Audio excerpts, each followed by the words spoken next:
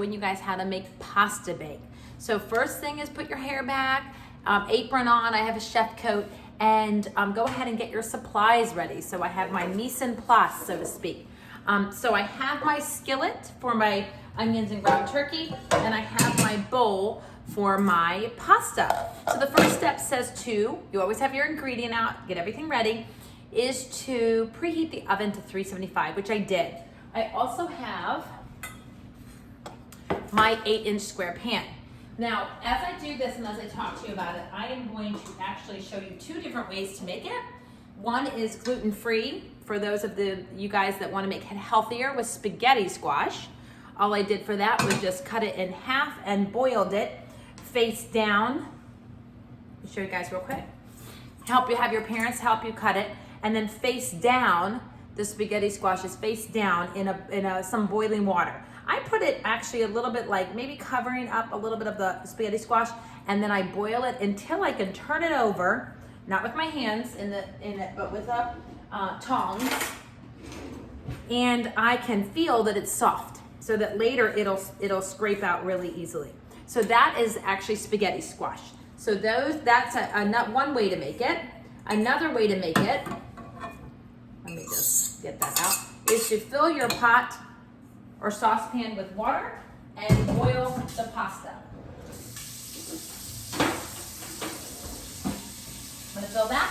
These are my tongs, so I would have taken it and I could easily grab and flip this without burning myself. But that's probably spaghetti squash is a little bit more tricky than the pasta.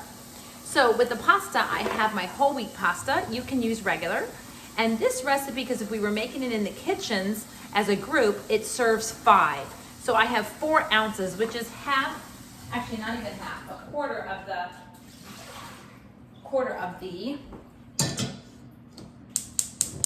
I just turned my stove on high and put some salt in it. It's about a quarter. I'm gonna cover it up to bring it to a boil. Okay, so the recipe calls for 4 ounces of pasta. Now, if you wanna just wing it with the eyesight, that's perfectly fine, or you could double it and make it, more. I'm gonna follow the directions. The directions they're only gonna make a serving of 4 or 5 based on how much you eat, but for my family, that is perfect. And I'm gonna have 2 pans out. I'm gonna have a square pan that's greased for the spaghetti squash, and I'm gonna have one for the pasta. Now I'm gonna show you with this. This is my pastry brush, I'm just greasing it. But I actually would have probably, if I wasn't making it with you guys, I would have made it in the 13 by 9 because my family likes it, and I don't know why I would not just make everything ahead of time. So I'm gonna put about a third or so of the box. I kind of estimate it. I also like to have more protein than just the pasta. So I'm gonna put probably double the meat in it just because I want it more meat based. So you can adjust it to be what you want. Got the mozzarella, I have my ground turkey. You don't need 2 packets. When I cook a lot so that I don't have to cook again. So you can double it and put it in a 13 by 9 pan if you'd like. So I have my ground turkey, which is on a plate. I have my mozzarella. I have my spaghetti sauce you can use, or you can use a can of diced tomatoes, tomato sauce, crushed tomatoes, Italian seasoning, whatever you guys have to put in it. I'm actually gonna also put spinach in it. Now I'm gonna switch my pan, I just wanna show you. I'm gonna switch my pan because I want the boiled water to go on my high boiling one. I don't know if you guys have a stove like this, but my stovetop has one that's like a high boiler. That's this one, we'll make it faster. And I have a gas, and this is my skillet, so that's for the ground turkey, so I'll put that closer. Okay, so now let's follow the recipe. It says to bring a stock pot full of water. We got that, the saucepan. Add salt, I did that. I'm gonna wait for my pasta to become al dente. Al dente means the pasta has a bite to it, meaning it's not mushy like if you're eating chicken noodle soup, but it does have a little bit of texture when you eat it. It's gonna take about 12 minutes, so I'm gonna stop the video and start it back. Again, this is 16 ounces. I'm gonna do about a third of it, just to estimate, about a third. So the recipe calls for a fourth. Okay, then it says to chop our onions. I'm gonna go ahead and take this part off. I know I always use like a shopping bag for the onions, just so it's there and out of the way, and I can throw it in the trash without it stinking. If you keep the stem on your onion, and this is a chef knife, you can actually reduce the amount of sting or the tearing. I forgot what it's called, but the item that causes you to tear up, it reduces it. So anytime we have our onion, we want to take it and just kind of go this way very gently, and then you can curl your knuckles in if you want. I would suggest, since you guys are new at this, I would suggest watching your parents chop before you do. See what's kind of gets stuck, and then I turn it, and I'm just going to go this way. So making that slit in the top of the onion allows it to become smaller pieces. Now, I'm not the best at chopping. I cook a lot, but I'm definitely not a chef at this. And it really doesn't matter as long as they get to be, notice I move my hand away, small enough that it's chopped. This is really one of the favorites, and I love this recipe because even though we don't eat pasta a whole lot in my family, because we like bread better than pasta for starches, but it is always nice to have a pasta meal, Italian meal. It also fills people up. So I sauteed that. I only did a half of an onion because that's what the recipe calls for. So I'm gonna leave my onion there, and then you have garlic. I like the fresh garlic better than the jar of minced garlic. My husband likes that one better, but I'm not fond of that as much. I feel like the taste of this one is far superior. Trick here is to use the side of your knife and you squish it down, and then that removes the peel. Super easy. Looks like it's growing something, so I'm gonna remove that. So this must be an older garlic. And if you don't like that, just set it to the side and let's try to find a better one. I thought I just bought new garlic, but then I went into the pantry and didn't see it. That one looks a little bit more fresh. Okay, I'm gonna cut that black part off. Okay, and I don't know if this is right to do, but I'm just gonna take that middle section out. That kind of looks like it has something growing in it. So it's better to have fresh garlic than that jar, but you want new garlic. Again, I'm sorry, I don't know where my fresh garlic went, because I thought I bought it. Okay, so now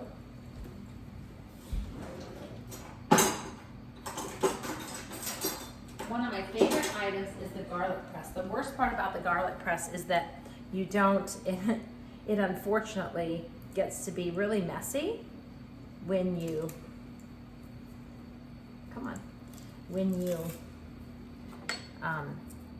try to clean it. That's the worst part. So there's my garlic.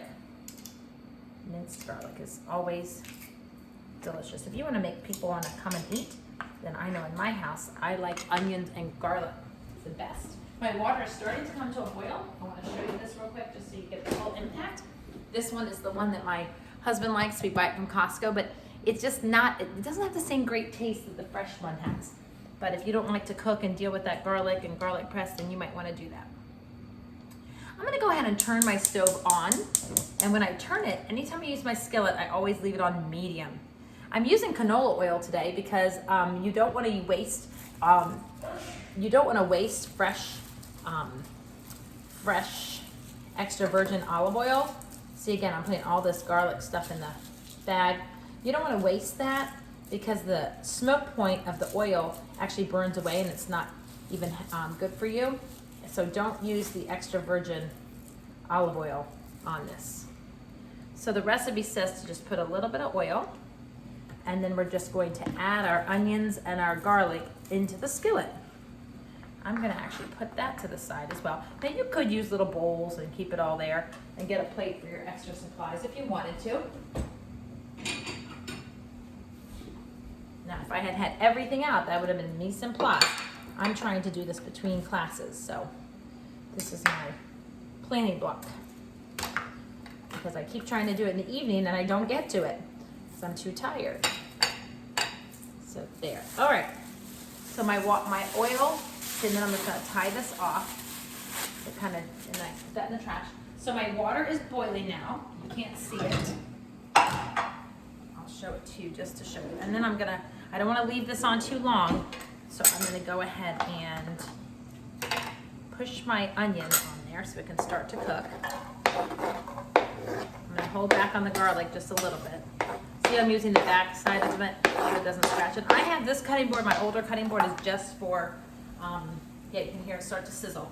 It's actually just for, I only use this cutting board for onions and garlic because it stinks. I can see I have some of my, this is real cooking with Mrs. Ng because I'm doing it and I found that there was peel still in it, so I removed it. Okay, I don't know if you guys can see that, but I'm gonna just cook this in a small amount of oil, and that is considered sauteing. Okay, and then I'm gonna show you my boiling, so that's sauteing. Turn off my stove because I don't want to burn anything. Let me just show you what the bubbles. So it's bubbling. I don't know if you guys see that, but there's lots of steam and there's little bubbles. That means it's at the right temperature. So bring it back up to a boil, and I'm gonna go ahead and gently add about half my box. Remember, I'm doing a little bit extra because I don't want to cook every night, and I have 3 men in my house. My 2 college-age kids and my husband are here. Only missing my daughter. So she'll be back for Christmas. Okay, so we're moving along. We have the garlic, we have the onion. No, that's the old one. Okay. All right, now let's look ahead. We're also going to need to put spinach. You don't have to put spinach, but what a great opportunity for you to add spinach to it.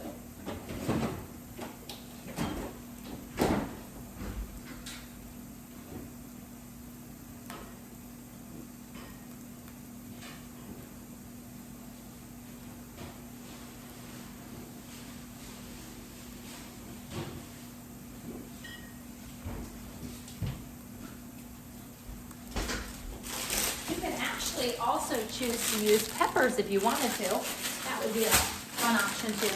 For the sake of my demonstration, I'm just going to use fresh spinach. So my onions are becoming translucent, which is exactly what I want. And now I'm going to, on the back of my knife, push my garlic in. Now people are going to say, if my family wasn't working right now, they'd say, what is that smell? And if we were in the kitchens together, people would be so excited because they would come in the hallways and say, what are you cooking? And they would be coming to smell because the garlic and onion smell kind of is exciting for everyone. It smells like you're like doing a real, feast.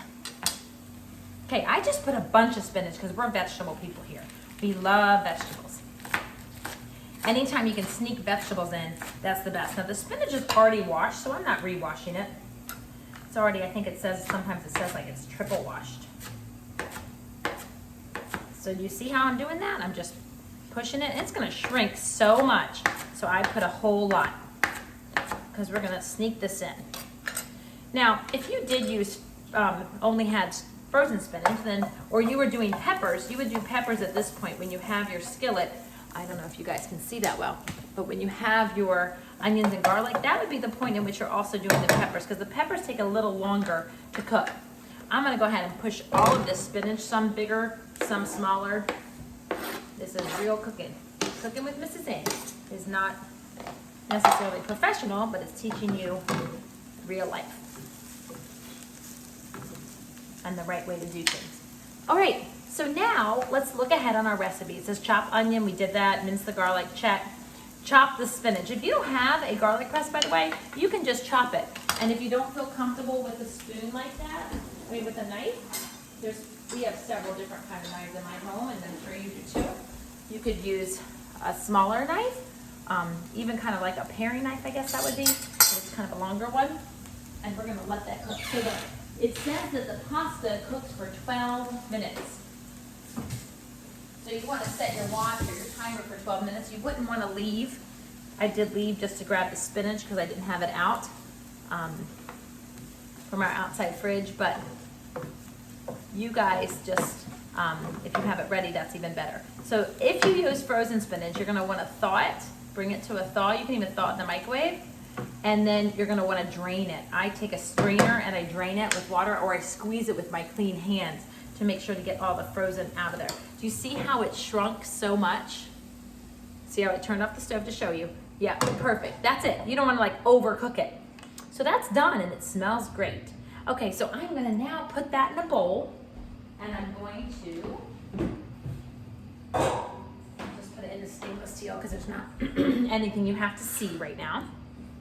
We just finished our cooking basics unit, so you guys are very familiar with all the tools. This is our skillet, our mixing bowl. I'm going to push the sauteed, our term saute, to jump, cook with a small amount of oil in our pan. And I'm doing things kind of, real. I'm not going to wash this. Why would I wash it if I'm about to cook ground turkey in it? Let's set that to the side. So when we're in the labs together, this would have been, if we were together in the kitchens, this would have been probably the hardest lab we do. The pizza is also a 2-day lab, but this just has a lot of different things going on at the same time. So usually I would assign someone to do the pasta and somebody to do the chocolate and somebody to do the ground turkey, to cook the ground turkey. I've only had a few students who completely forgot to cook the meat before they add it to their sauce, which was kind of scary. But we threw it out and started over. All right, so now it says to add the ground turkey along with 3 dashes of salt and pepper. That was just to give you an idea. So we have our salt there. I use the Himalayan. Going back to our recipe, it calls for how much ground turkey? It says a quarter a pound. I'm actually gonna go ahead and cook half of it. I have it out, I'm already draining the pan. I told you guys I like more meat. Ground turkey is a better alternative than beef. It does have a different kind of taste and texture, but we like it. We use it for kofta. We use it in our family for, I'm gonna go ahead and use this, but it is getting the ground meat on it, the raw ground meat, so it's cross-contaminating, and that's okay.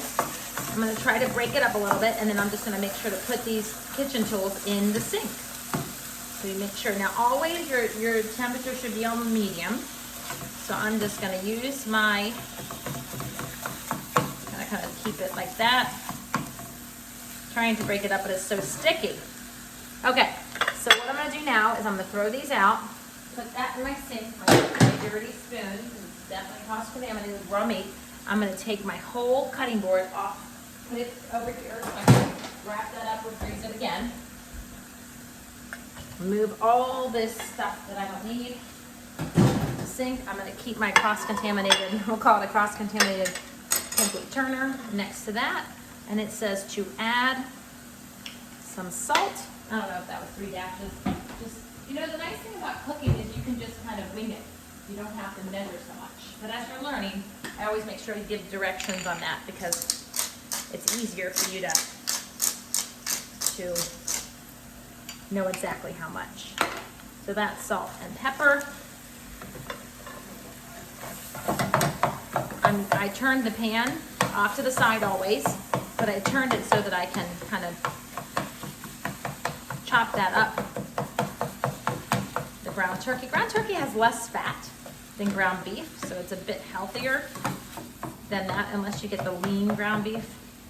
And then I'm gonna let that cook for a little bit. I'm putting it back on my plate so I know that that's danger zone, but it's not clean.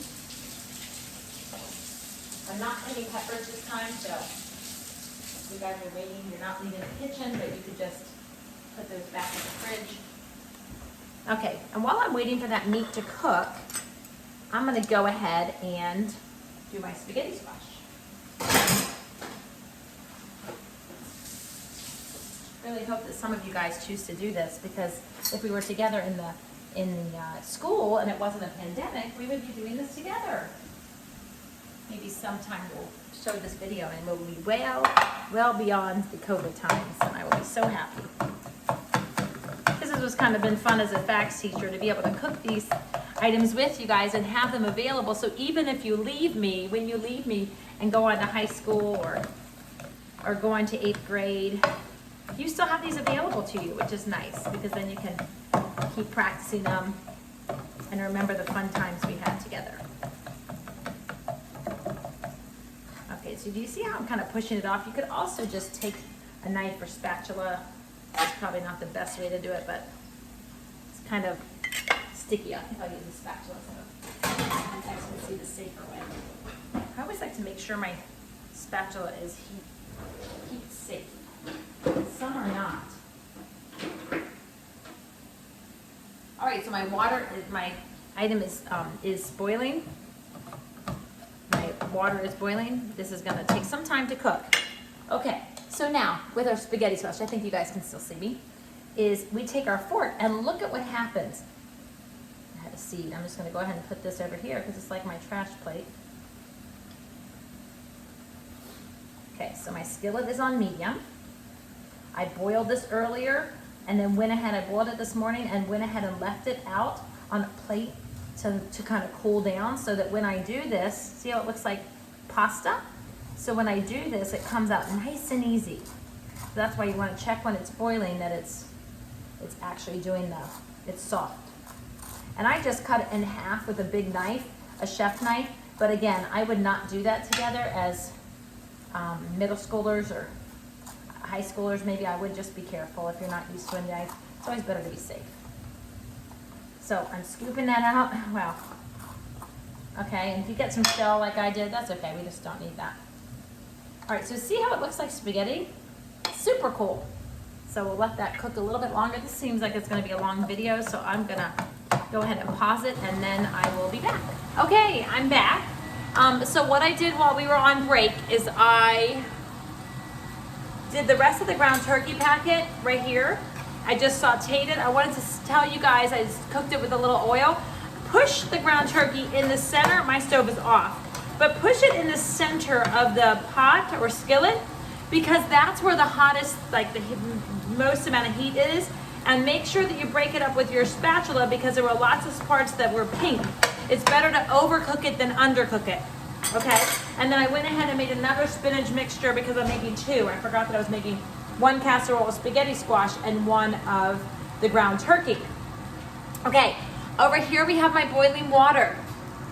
So I don't know that you can see it, but I'll bring it. The pasta has gone significantly down, and I am going to use my colander, put it in the empty part of my sink, not the part that has all the dishes, and I am going to drain my pasta using my oven mitts or pot holders so that I drain the water. What I usually do is just do it just like that. I use the same saucepan and I just put the colander right in it and that will continue to drain. Okay, so hopefully you can see all that. So I've got my ground turkey, I've got my spinach. I remember some students asking me, can I just put the garlic and onion in the meat? That's usually what I do too, but since the recipe had it this way, it really doesn't matter. The key to it is to make sure that the spinach is slightly cooked, not overcooked. Like even looking at that, it's a little bit more cooked than I would like for it to be. But I was doing other stuff, okay? So one more thing I wanted to share with you. Never leave a spatula inside the skillet while it's hot because you don't know if these are oven, what temperature they're oven resistant to, and you don't want to melt your spatulas. That's one thing. I also wanted to point out that when you're using raw meat because of cross-contamination, I went ahead and I think you'll notice is I switched it. I no longer have the same pancake turner that I had before. I also don't have the same plate. I'm using my spoon rest for my spatula and stuff. So in between it, when the raw meat has cooked, you want to make sure not to have anything else that's cross-contaminating that meat and raw meat / cooked meat and vegetables. I hope that makes sense to you guys from our safety lessons. Okay, so moving forward, it says add the ground turkey along with dash of salt. Good, brown it, I did that. Okay, stir in sauce. I went ahead and just used spaghetti sauce, my favorite sauce from Costco. I measured it to a cup, maybe a little bit more than a cup. It doesn't matter, it just depends on how much you want in your items. Just like I said, I like more ground turkey, then you might like more sauce. And that's fine. I'm gonna just use one of my already spatulas that are dirty. And I'm gonna bring this back to medium, and I'm just gonna cook it slightly, which is nice because it kind of ensures that we've cooked it enough. Now you can look at that and say, it looks like it probably needs more sauce. That's just my thought. So I'm gonna go ahead and add a little bit more sauce. Now I'm using this Victoria one that it's a marinara, and I'm just gonna go ahead and pour some in. It doesn't really matter how much you put in. At this point, you can add seasonings even if you'd like to add some Italian seasonings The nice thing about using spaghetti, that looks better. The spaghetti sauce is, versus the cans, it actually asks for crushed, but all I had was diced. You could mix that in a food processor if you wanted to. You can use those cans also, but it's a little bit more work, right? Sometimes what happens is the healthier you want, is it already out? The healthier, that's why we have it empty. The healthier items ends up because of being a little bit more work, right? I do not have my Italian seasoning right at hand, since I'm not the only one who cooks in my house. So I'm just the only one who restocks. So what we're gonna do is I'm gonna just use oregano, which is kind of what Italian seasoning is oregano and some parsley. Now, if you're not sure how much is gonna come out, just put it in your hand. You can add anything you wanted. So if you're gonna use these cans, the recipe calls for like Italian herbs. You could put garlic powder. The spaghetti sauce already has that. And it also has a little bit more sugar. Tomatoes actually have some natural sugar anyway. So I'm just gonna let that heat just slightly. I'm showing you guys with one recipe. I'm gonna do the same thing with my other ground turkey mix, and I'm going to use that in my spaghetti squash, okay? So I have like 2 batches going, so I don't want to confuse you. All right, now I'm going to take my 18 by 9, my 13 by 8. It actually might be a little small. Let's see. I'm pouring my pasta in there. Let's see. No, it's not bad. Okay, again, my recipe says to add sauce, good, sprinkle with remaining. Okay, so my recipe, I don't know how I did it because I do it different ways, but my recipe, what I'm gonna do is I'm just gonna pour it on top. So let me show you how I'm gonna do this. I'm gonna take my spinach mixture. Hope you guys can see it. I'm gonna use my dirty spatula, who cares? Doesn't matter. I'm gonna put all those veggies in there. That's my sauteed, hear the term, sauteed, cooked with a little oil, onions, spinach, and garlic. I'm gonna kind of hide that in between my pasta. Nobody will even know it's there unless you're have super picky people in your house. I'm gonna turn my stove off. I'm gonna go ahead and put that in. Now, some people in my lab groups in the past have said, Mrs. Ng, can I just go ahead and, let me turn that here. Can I just go ahead and mix everything together in a bowl? And of course you can. It really is just your preference on how you want to design it or for it to look. It's gonna all be mixed up in your stomach anyway, but just for presentation purpose, you see how I'm kind of pushing it down to get some sauce in the bottom? So it really doesn't matter. You could have stirred it in the pot. I'll probably do that with the next one, the spaghetti squash, so I can show you the difference of the picture. I'm gonna mix my meat and veggies in it. And then I'm going to actually just top it with cheese. Some people I know in my classes, students are like, can I put more cheese, Mrs. A? So if we have enough, I will let them. But basically, I'm not even gonna measure this. I'm just going to spread it with cheese because I think cheese is great. Now look at the items in here when we think about nutrition. Remember our nutrition unit. Think about nutrition when you cook. So the pasta is the carbs or grains. You have the meat is ground turkey, that's lean protein. You have your spinach, which is adding vitamins, minerals, and fiber. The whole wheat pasta is adding fiber. And your cheese is adding dairy. So it is a winning combination. All right, one last thing. I'm gonna show you guys what I would do to top it. I'm gonna do the spaghetti squash and I will show you the end result at the end after it's baked and delicious. If you'd like to, at this point, sprinkle a little bit more oregano or Italian seasoning, if you have them, you're good to go. It says to bake it at 375. My oven is preheated, and I'm gonna bake it for 15 minutes. I know you guys can do it, but just keep in mind the safety of it. We boil, and the terms. We boiled the pasta, we sauteed our vegetables and meat, and we are now going to bake it.